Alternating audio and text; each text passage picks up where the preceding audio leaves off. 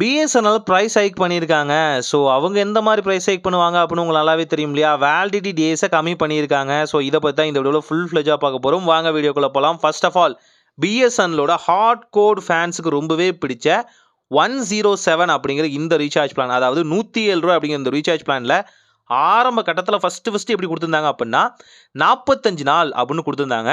அது 40 நாளாக மாறுனுச்சு. தென் 35 நாளாக வச்சுருந்தாங்க. தென் 30 நாளாக மாற்றினாங்க.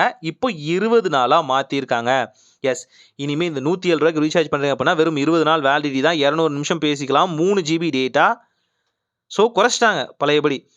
அதாவது 45 நாளாக இருந்தது 20 நாளாக மாறி இருக்கு அப்படின்னா அப்போ அவங்க மனசில் எந்த வகையான தாக்கம் இருந்திருக்கும் யோசிச்சு பாருங்கள்.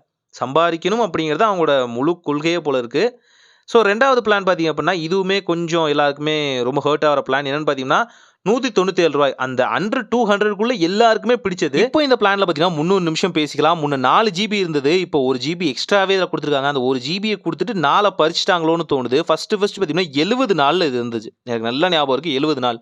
அதுக்கப்புறம் பார்த்தீங்கன்னா 65 மாற்றினாங்க. 60 தென் பார்த்தீங்கன்னா 54 நாளாக இருந்துச்சு. கடைசியாக அதுதான். இப்போது 35 நாளாக மாற்றிருக்காங்க. ஸோ இது வந்து எங்கே போய் முடியும் தெரியல. சடனாக எவ்வளோ பெரிய ட்ராப் பார்த்தீங்களா? நம்ம அம்மா பாட்டி, ஸோ நம்மளோட அங்கிள்ஸ் ஆன்ட்டி இவங்க எல்லாருமே பார்த்தீங்க அப்படின்னா இது போல் பிளானை ரீசார்ஜ் பண்ணிவிட்டு ஒரு 70 நாளைக்கு இனிமேல் தொல்லையே இல்லைப்பா, நம்ம கால் வந்துகிட்டு இருக்கும் அப்படின்னா அவங்க ஃபீச்சர் ஃபோனை யூஸ் பண்ணிட்டு இருந்தவங்க எல்லாருக்குமே இது எவ்வளோ பெரிய ஷாக்கிங்கான நியூஸாக இருந்திருக்கும்.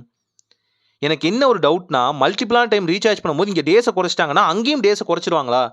அதுதான் எனக்கு தெரியல. ஸோ யாராவது இது எதிர்த்து ஒரு கேஸ் போட்டால் தான் முடியும் போல இருக்குது. இவங்க அடங்க மாட்டேங்கிறாங்க. எனக்கு அவ்வளோ கோவம் தான் வருது. ஏன்னு பார்த்தீங்கன்னா இவ்வளோ டேஸ்லாம் ட்ராப் பண்ணுறது இதெல்லாம் ரொம்ப அநியாயம். இதுக்கு ப்ரைஸ் ஹைக்கே பரவாயில்ல. ஒரு நல்ல மாற்றம் இதாய் நடக்கட்டும்.